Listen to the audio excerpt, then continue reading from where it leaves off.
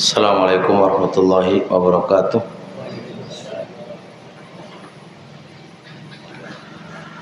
Alhamdulillah wassalatu wassalamu ala rasulillah wa ala alihi wa sahbihi wa wala ba'd. Sore ini coba menjawab beberapa atau satu pertanyaan. Kami ditanya tentang apa keutamaan Masjidil Aqsa.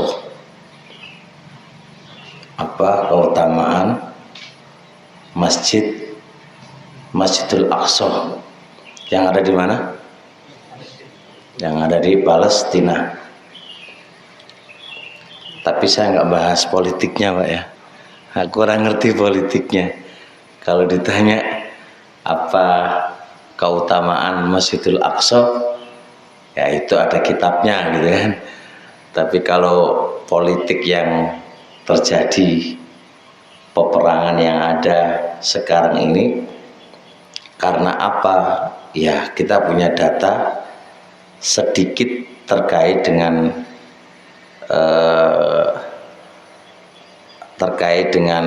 awal bencinya kelompok negara Bani Israel. Jangan bilang Israel, Pak ya, keliru. Israel itu Nabi Yakub.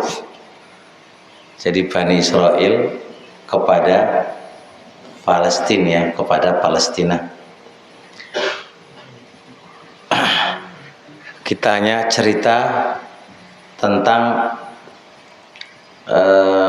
negeri Palestina, apakah ada keutamaan yang itu ada Masjidil Aqsa. Pertama,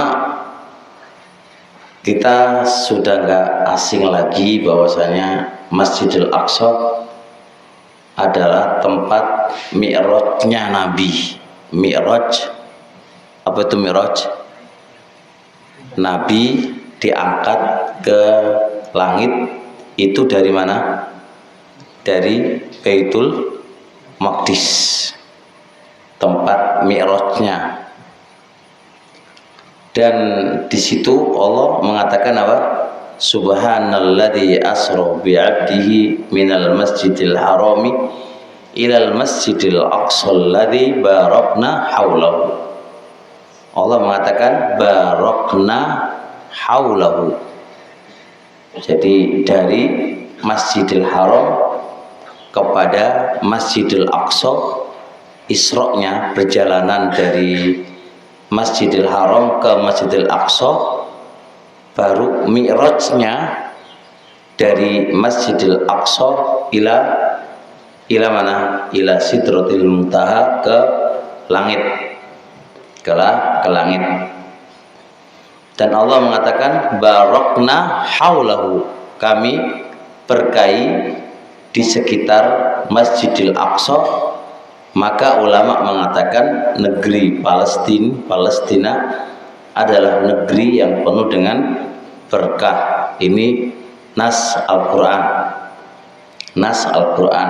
Jadi Masjidil Aqsa adalah tempat mi'rajnya Nabi, sekaligus Allah menceritakan barakna haulahu, kami berkahi di sekitar masjid. Berarti negeri Palestina adalah negeri yang diberkahi oleh Allah Subhanahu wa ta'ala. Ini keutamaan pertama.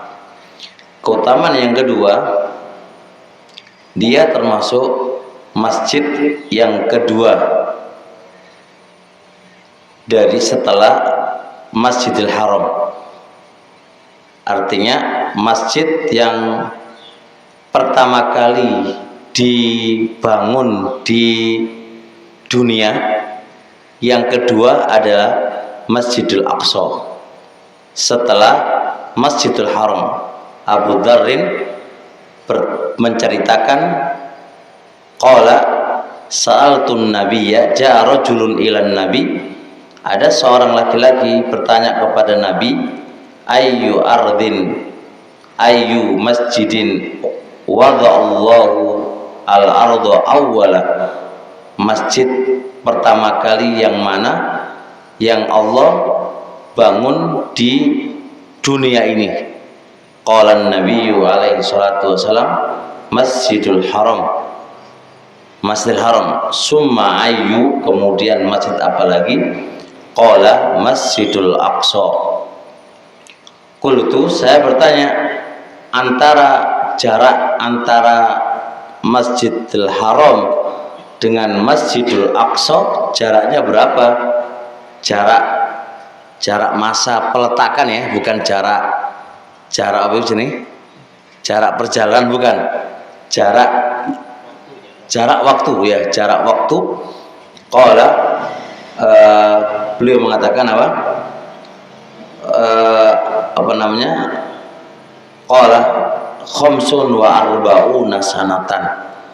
Jarak waktunya antara 45 tahun. Jadi dibangun Masjidil Haram dulu, setelah itu 45 tahun baru dibangun Masjidul Aqsa. Jadi dia masjid yang kedua yang Allah bangun di muka bumi ini. Taib, berarti menunjukkan apa? Amat apa?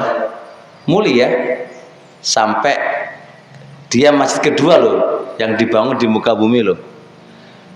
Cuma ulama berbeda pendapat siapa yang membangun Masjidul Aqsa. Kalau Ka'bah kan jelas Nabi Ibrahim dan Nabi Ismail. Sekarang siapa yang membangun Masjidul Aqsa itu siapa? Ibnu Katsir dalam kitab Bidayah wa Nihayah dan Ibnu Khaldun dalam kitab beliau menyatakan tidak ada dalil yang konkret terkait dengan siapa yang membangun Masjidul Aqsa.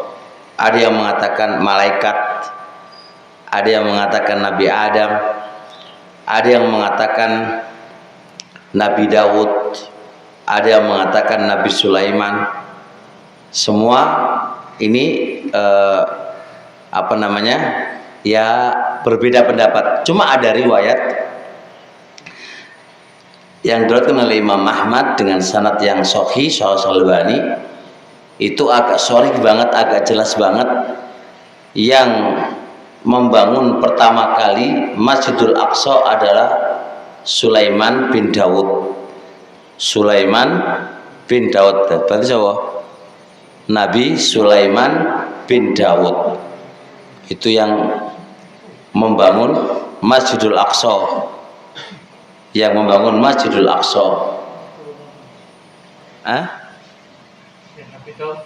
Iya, Nabi Daud.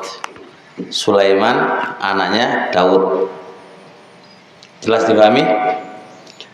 Keutamaan selanjutnya, Masjidul Aqsa itu pernah 3 nabi sholat di situ, dan imamnya adalah Nabi Muhammad sallallahu alaihi wasallam. Di sebagian riwayat, Nabi Yuna alaihi salatu wasallam itu pernah ditanya oleh orang-orang musyrikin ketika beliau menceritakan, saya ini dapat wahyu dari Allah berupa sholat 5 waktu dalam sehari. Nabi cerita itu, saya satu malam itu berangkat dari Masjidil Haram ke Masjidul Aqsa, lalu ke langit. Orang musyrikun ketawa, mana ada perjalanan dari Masjidil Haram ke Masjidil Aqsa aja nggak bisa ditempuh dengan satu malam. Ini katanya ditempuh 1 malam, lalu ke langit. Ini apa-apaan nih kan, bikin bahan ketawaan mereka. Lalu salah satu dari mereka bertanya, "Madza ta'rif?" Anda ngerti apa tentang Masjidil Aqsa? Maka waktu itu Nabi Yuna alaihi salatu wasalam, karena malam, maka kerepotan untuk menjawab dan mensifatkan Masjidul Aqsa itu kerepotan.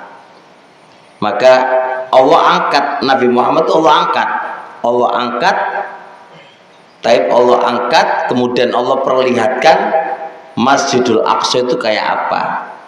Lalu Nabi Muhammad menjawab pertanyaan yang ditanyakan oleh orang-orang Quraisy. Di riwayat itu Nabi mengatakan, dan aku diperlihatkan dalam mimpiku, gitu ya, Nabi Ibrahim, Nabi Musa, Nabi Isa, semua itu turun ke Masjidul Aqsa dan aku mengimami mereka. Di riwayat yang lain menjelaskan itu terjadi manakala Nabi Yuna alaihi salatu wassalam bolak-balik ke Sidratul Muntaha dari 50 menjadi, itu kan bolak-balik, itu kan diskusi sama para nabi-nabi yang lain. Setelah itu maka Nabi Ibrahim itu turun ke Masjidul Aqsa dan Nabi Isa dan Nabi Musa, Nabi Yuna alaihi salatu wassalam mengimami mereka di Masjidul Aqsa. Maka ini keutamaan Masjidul Aqsa, 3 nabi, bayangkan sholat di situ, dan Nabi Muhammad nabi yang keempat mengimami mereka. Itu menunjukkan apa? Keutamaan Masjidul Aqsa. Coba kalau apa di Masjid Lintek iki terus Nabi sopo ngono kan, pernah sholat nak kene jadi apa? Jadi mulia kan? Ya, jadi mulia. Kalau anda kata Pak Presiden merene ngono wis jadi apa? Bukan Pak Presiden, wali ya, Pak. Wali sopo lah gitu kan. Wali Paciran ya. Ono wali Paciran ora? Terus merene terus sholat iki wah rame kan. Maka menjadi keunikan Masjid Masjid Paciran atau Masjid Lintek, Masjid Tiban lagi ya, Jugu-Jukono gitu kan, agar menjadi sebuah keistimewaan. Bisa dipahami? Taib. Kemudian gak asing lagi bahwasanya Masjidul Aqsa adalah kiblatnya kaum muslimin dahulu. Kiblat kaum muslimin dahulu sebelum apa? Dipindah ke kemana? Ke Haram. Itu kan gegeran antara orang-orang Mekah. Lu kok bisa mereka sholat ke Baitul Maqdis kan, itu kan? Kenapa nggak ke Mekah? Sedangkan engkau dari Mekah kan gitu. Gegeran antara rebutan kiblat. Maka Rasulullah SAW ya ada hikmah tersendiri. Nabi menghadap ke Baitul Maqdis untuk melunakkan hati-hati orang-orang yang ada di situ, negeri Palestina gitu ya. Dan setelah itu Nabi Yuna alaihi salatu wassalam menghadap kemana? Ke Ka'bah. Dan perlu difahami dahulu Baitul Maqdis atau Palestina, Mesir, Yaman itu satu negara, dipimpin dengan satu pemimpin. Bisa dipahami? Ya kan? Jadi Mesir, Madinah, Mesir, Yordania, negara-negara Arab dulu itu satu negara, wilayah satu negara, pemimpinnya satu. Makanya kuat. Nah, kenapa kok bisa menjadi pecah sekarang? Itu ada proyek non-Islam. Ini kalau semua satu wilayah ini berat, maka Yaman dibikinlah negara sendiri dengan republik. Kemudian KB republik, ya wis, sehingga tinggallah Saudi dulu namanya Hijaz. Hijaz itu ya dialah sorotan utama karena semua adalah harus tunduk di negeri Hijaz, yaitu Madinah menjadi power utamanya kan. Nah, non-Islam ini memecah. Masing-masing negara datang ke Yaman, di negara dewi rapopo. Datang lagi ke Mesir, negara dewi. Sudahlah pecah-pecah menjadi kecil. Karena itu gampang untuk nutui, memecah belah, menghancurkan Islam gampang. Karena berpecah belah. Berbeda kalau kesatuan itu satu negara ya. Berani mereka mau ngelawan semua itu bersatu jadi satu. Berat. Makanya jangan ketika Umar bin Khattab menjadi khalifah, Persia aja hancur kan. Persia Pak, negara terhebat di dunia hancur. Persia sama apa lain? Romawi hancur Pak, terhebat sedunia kan. Karena kesatuan persatuan kaum muslimin itu menjadi besar. Nah, jadi orang Indonesia ini kalau Islamnya ini bersatu di atas Quran wa Sunnah, nggak bisa ngalahkan orang Islam Pak. Tapi syaratnya bersatu di atas Quran wa Sunnah. Nah, bersatu terus embel-embel bersatu beda keyakinan, beda apa ya, nggak bisa Pak. Terjadi di Afghanistan waktu itu yang memimpin adalah Syekh Jamil Zainu. Itu pemimpin Afghanistan saat itu. Masuklah negara Islam itu Pak saat itu, bersatu semuanya. Gimana caranya? Ini pemimpin yang menyatukan negara ini dibunuhlah. Jangan tahu cara membunuhnya. Cara membunuhnya ada orang masuk ke bergaya seperti yang lainnya gitu. Bawa mushaf, di mushaf itu tembak kecil Pak. Ketika di depannya ditembakkan, jebret mati. Dia pun harusnya mati tapi kan dapat membunuh pemimpin ini. Ketika pemimpin itu meninggal mati, apa yang terjadi? Setiap itu wilayah ya pengen jadi apa? Pemimpin masing-masing. Dan itu karena apa? Karena nggak disatukan dengan tauhid dulu. Nah, kalau persatuannya nggak ditauhidkan dulu ya sudah. Makanya nggak bisa persatuan itu dengan beda visi dan misi. Nggak bisa Pak. Taksabuhum jami'ah wa qulubuhum syattah. Kamu nyangka mereka itu bersatu, tapi hati-hati mereka berpecah belah. Dan misi dan visi disatukan yaitu dengan Quran wa Sunnah. Itu baru bisa jalan. Nah, itu dulu ceritanya lah. Di antara keutamaan tadi ya Masjidil Aqsa bagaimanapun dia adalah kiblatnya kaum muslimin dahulu. Kalau itu dihancurkan berarti apa? Nama Islam apa? Jadi apa kan begitu? Karena itu kiblatnya kaum muslimin ketika mereka sholat. Jadi Masjidil Aqsa pernah jadi kiblat loh Pak. Padahal Masjidil Aqsa, masya Allah ya, begitu menjadi kiblatnya kaum muslimin. Kemudian terus lagi di antara keutamaan Masjidil Aqsa adalah pernah Sulaiman bin Daud itu ketika beliau membangun Masjidil Aqsa, dia minta kepada Allah 3 permintaan. Permintaan yang pertama, Sulaiman minta setiap kali hukum yang dia lakukan itu diberi taufik oleh Allah supaya benar, maka Allah kabulkan. Permintaan yang kedua, beliau itu minta dia dikasih kerajaan yang tidak pernah orang lain diberi kerajaan itu, dikasih oleh Allah. Apa kerajaannya? Sampai binatang-binatang pun takluk kepada Nabi Sulaiman. Nabi Sulaiman bisa mengerti bahasa mereka, dan itu belum ada orang yang bisa mengerti bahasa jin, bahasa hewan. Siapa yang bisa? Gak ada kecuali Nabi Sulaiman. Yang ketiga, dan dikabulkan oleh Allah.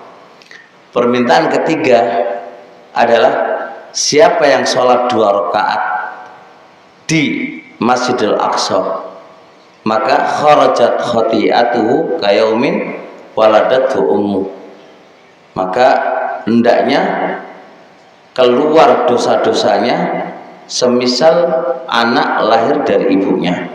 Itu permintaannya. Tapi permintaannya katanya, arju, aku mengharap Allah mengabulkan ini. belum ada kepastian ya.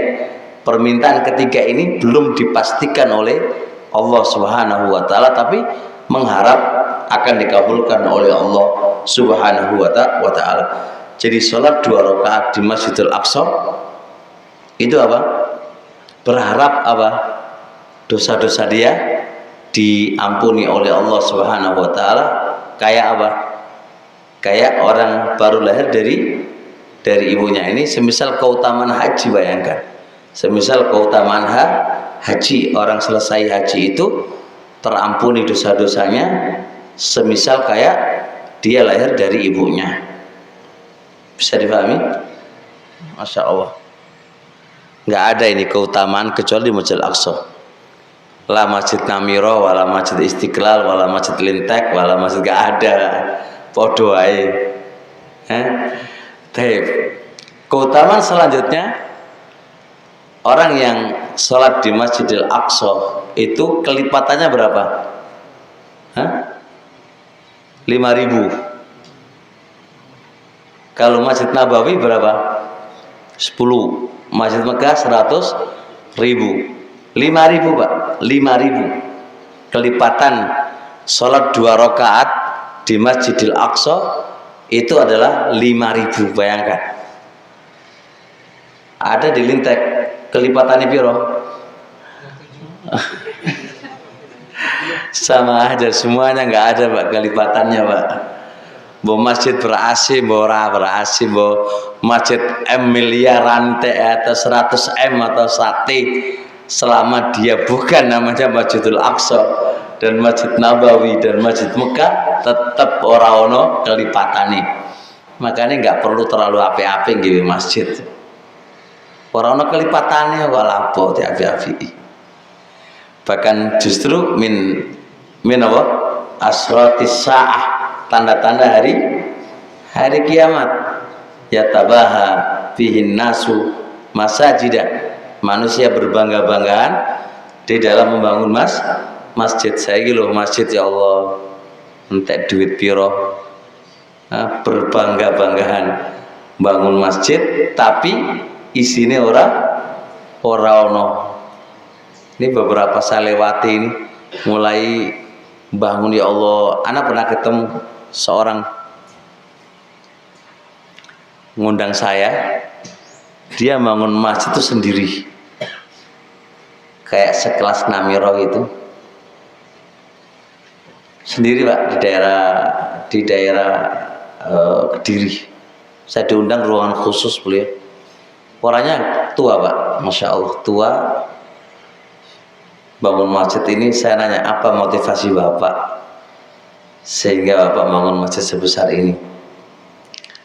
Ya kecil banget bahasa dia, Ustaz. Tidak ada yang perlu dibanggakan dari apa yang saya memiliki, dari apa yang saya miliki kecuali bangunan masjid ini, katanya. Nggak ada yang perlu dibanggakan dari sekian apa yang saya miliki kecuali hanya bangunan masjid ini. Padahal bangunan hotelnya wakeh, gedungnya wakeh, rumahnya wakeh, tapi nggak ada yang istimewa bagi dia kecuali ini.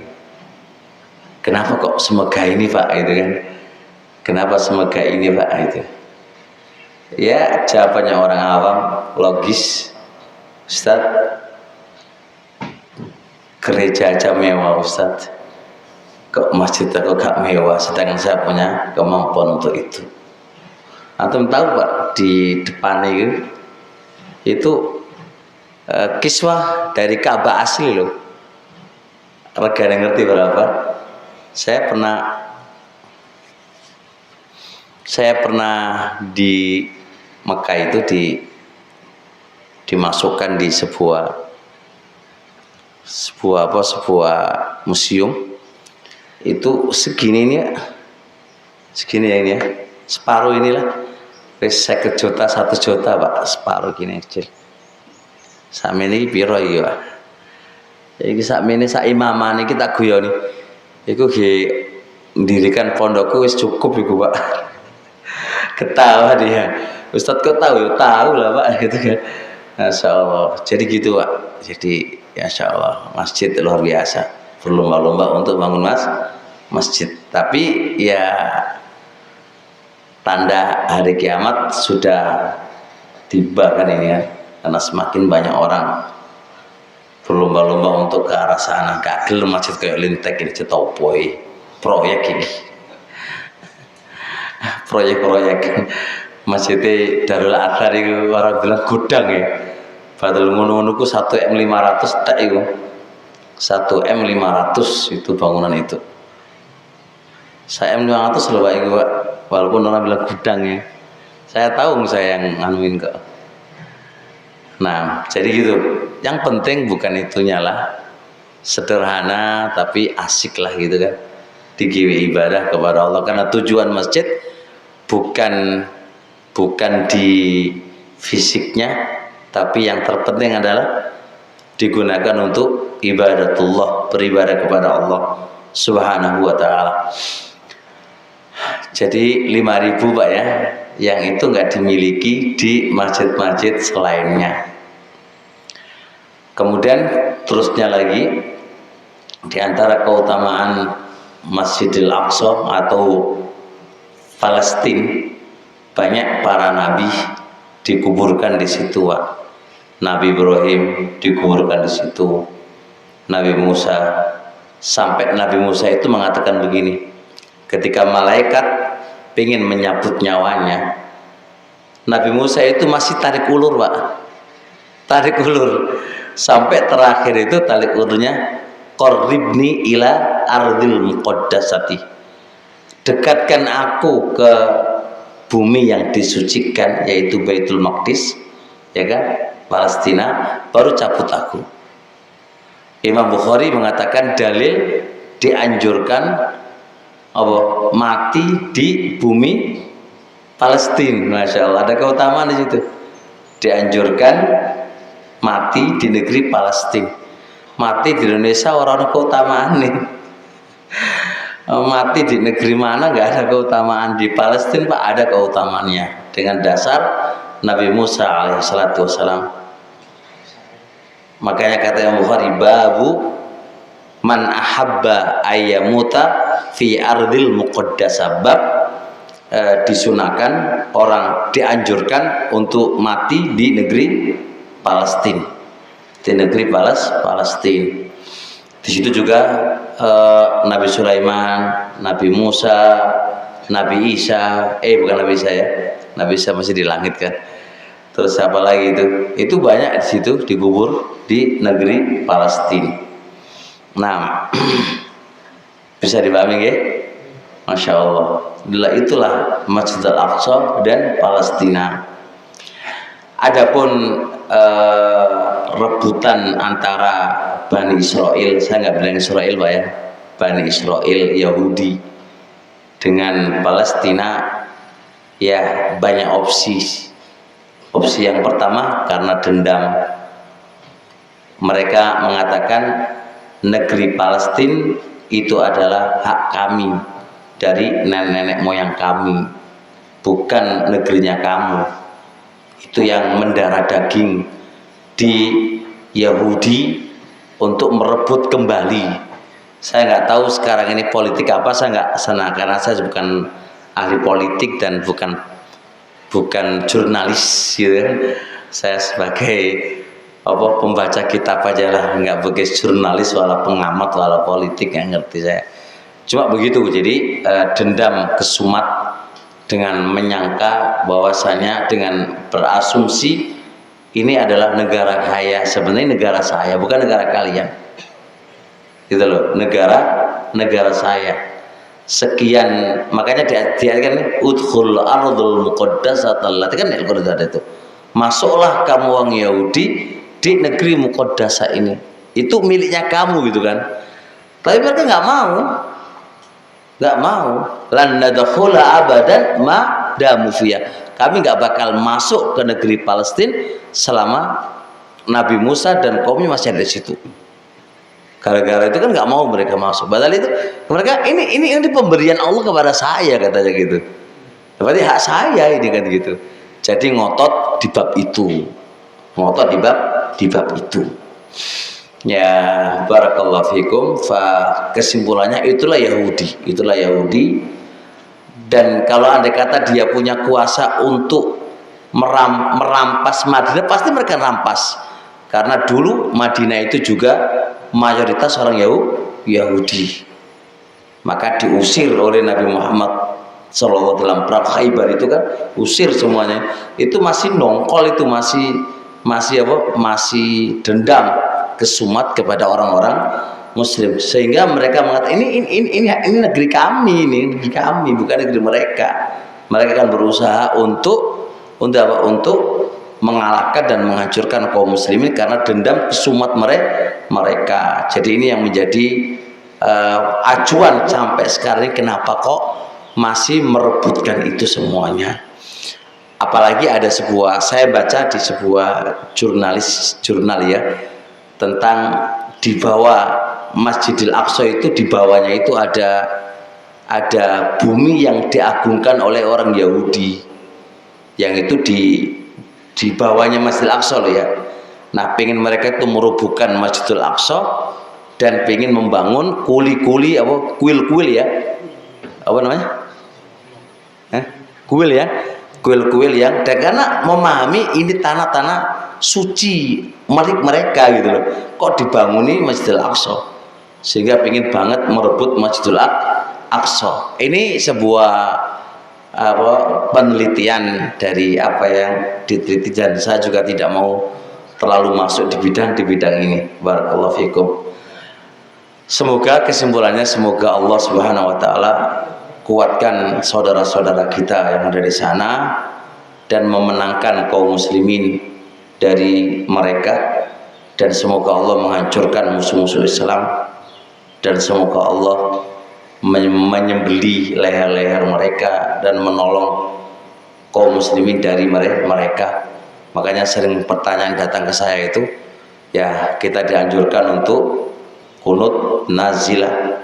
Kunut nazilah di pesantren insya Allah akan mengadakan kunut nazilah untuk mereka. Mereka ingin kunut nazilah di pesantren, cuma nunggu saya harus bahas fikih nazilah dulu, baru mereka mau melaksanakan kunut nazilah untuk saudara-saudara kita muslimin yang dihabisin oleh musuh-musuh Islam. Jadi itu yang jangan sampai kita terdiam, tidak terketuk hati kita untuk mendoakan saudara-saudara kita yang mereka di bumi hanguskan. Kita tetap mendoakan semoga Allah menjaga mereka, memenangkan mereka, dan mengalahkan musuh-musuh Islam. Bisa dipahami insyaallah. Cukup sekian. Ada yang bertanya? Tapi pertanyaan jangan yang aneh-aneh ya, saya nggak tahu. Monggo. Aslinya negara Yahudi itu di mana? Kalau ditanya aslinya, ya butuh butuh keterangan, karena Yahuda ini juga banyak tempat yang dia tempati. Yang lebih termasyurnya itu di Khaybar, di kota Madinah, di Khaybar tempat markasnya orang Yahudi. Makanya dulu di mana? Di Madinah itu kan yang terbanyak adalah orang Yahudi, yang memonopoli mereka adalah Yahudi, sama orang musyrikin sedikit. Nah, ketika datang Nabi Yunus alaihissalatu wassalam lalu disambut oleh sebagian muslimin, Yahudi kan enggak, karena ini waduh, ini bahaya ini kan, wis langsung dari perjanjian nggak masuk Islam, sudah perang kan, gitu namanya perang Khaybar. Nah, pencetusnya utamanya itu di Madinah, itu di Khaybar itu. Lalu mereka pergi kemana-mana, diusir kan mereka sama Nabi, diusir. Kalau nggak mau Islam apa ya diusir, maka kemana-mana mereka. Sebenarnya dulu Bani Israel kan nggak punya negara kan. Bani Israel, yang mana Israel kan nggak punya negara. Dia ikut Palestina, lalu gegeran terus, nggak tahu negara politik gimana, dikasihlah dia negara kecil kan, gitu loh Pak. Jadi itulah politik, saya nggak tahu gimana aturan mainnya kan. Makanya saya nggak mau panjang lebar, karena itu kila saya nggak mau. Saya ya seorang yang akademik itu kan nggak mau cerita kecuali memang datanya itu memang akurat kan, nggak bisa bercerita terus angger cerita aja, nggak bisa. Apalagi ceritanya ndelok Ndelok apa? Mbah Gogel radhiyallahu taala anhu. Semua orang bisa apa? Menaruh cerita di situ kan. Jadi jangan sampai cerita itu yang aneh-aneh, yang kita ya paling nggak ada buku yang menjadi sandaran kita dalam bercerita itu. Karena ya masa ini semua orang bisa menaruh otaknya di internet, sehingga ada positif dan negatifnya. Ya.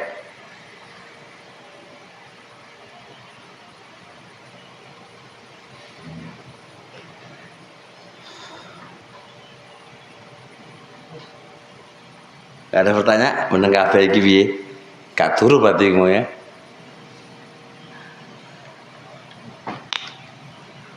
Pak Abdul Majid aman? Nah, loh, Pak Ari kemana ya? Belum pulang ya Pak Ari? Masih di Papua kan? Oh di Kalimantan. Kalimantan mana? Tengah. Saya beberapa minggu depan tuh, udah minggu depan. Oh Kalimantan Tengah. Bukan Kalimantan enggak? Oh masih ikut Kalimantan atau keluar? Masih ikut. Tapi kalau nggak ada cukup insya Allah Pak Opo. Tanya dewe lah. Para segi wong ada orangnya kok, ada perantara segala itu.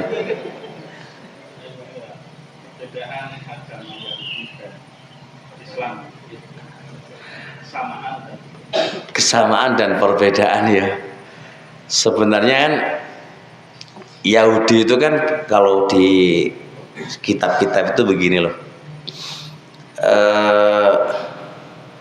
Jadi semua itu berujung kepada Nabi siapa awalnya? Nabi Yakub ya? Nabi Ibrahim ya? Enggak, Nabi siapa? Ibrahim, Ismail, terus Yakub. Ishak ya? Ishak ya? Ibrahim, Ishak, Ismail ya? Nah, Ishak ini yang dikenal sebagai Bani Israel. Ismail ini dikenal dengan negeri Arab. Nah itu loh, tiga jaga itu. Sama-sama menyembah Allah Subhanahu wa taala, sama-sama beribadah kepada Allah Subhanahu wa taala. Itu dulunya. Cuma bedanya ini dari Ishak. Bani Israel itu kan semua adalah keluarganya Ishak. Lari ke mana itu? Ishak, Yakub. Yakub ada siapa itu?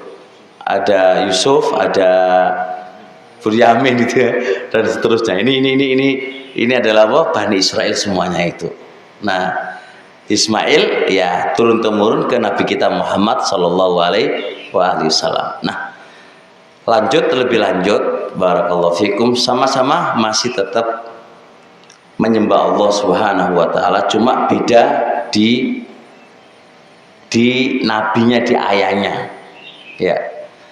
Itu aja, itu awal. Jadi agamanya bodoh, orang berbeda. Nah, ketika Nabi Muhammad SAW menjadi nabi dari silsilah Ismail, maka Bani Israel di masa itu nggak setuju, dendam, iri. Kok yang nabi terakhir kok dari Ismail, kok nggak dari apa? Bani Israel. Nah, itu mulai apa? Mulai dendam, mulai sakit hati. Nah, ketika itu Nabi Muhammad mengajak mereka apa? Mengikut Nabi Muhammad, kan harus ngikut kan, karena nggak mungkin dikatakan orang itu mati beriman kepada Allah sampai ngikuti Nabi Muhammad, kan mereka nggak mau. Maka mereka nggak mau iman dengan Nabi Muhammad. Nah, karena nggak mau iman dengan Nabi Muhammad, maka tetap mereka dikatakan kafir, namanya ahlul kitab. Nah, pada dasarnya ahlul kitab itu adalah dari Nasrani atau Yahudi. Itu pada dasarnya mereka itu menyembah Allah, dan kitabnya ya jelas Taurat sama Injil sama. Cuma di belakang itu sudah ada apa? perubahan ini sampai berujung nabi mereka dijadikan Tuhan. Nah kalau ditanya Yahudi bedanya apa dengan Islam, ya jauh antara langit dan bumi sekarang ini. Karena Islam menuhankan hanya Allah tok, tapi mereka menuhankan berapa? Tiga Tuhan. Bisa dipahami? Ini mendasar. Ajaran-ajaran mereka jelas jauh berbeda dengan ajarannya Islam, karena sudah ada perubahan. Jadi kalau tanya Yahudi dan Nasrani, sebenarnya kalau kita telusuri dari awal, mereka punya Nabi Musa sama Nabi Isa. Berarti kan sama-sama diturunkan, tauhidnya sama, akidahnya sama, paling beda syariatnya aja. Tapi syariatnya berbeda, biasa namanya syariat, tapi sama-sama masih di agamanya Allah. Nah, perbedaan yang semakin ke belakang ini semakin apa? Semakin bukan agama dari langit lagi, agamanya dewi-dewi yang bikin mereka adalah apa? Adalah pemimpin mereka yang bikin. Maka tidak menjadi agama samawi lagi, tapi agama bumi, soal yang mereka bikin. Wah, kalau ditanya perbedaannya langit dan bumi bisa. Jadi kalau Islam ke barat ya ke timur. Guys, ya udah. Paham nggih? Subhanakallahumma hamdaka asyhadu an la ilaha illa anta astaghfiruka wa atubu ilaik. Assalamualaikum warahmatullahi wabarakatuh.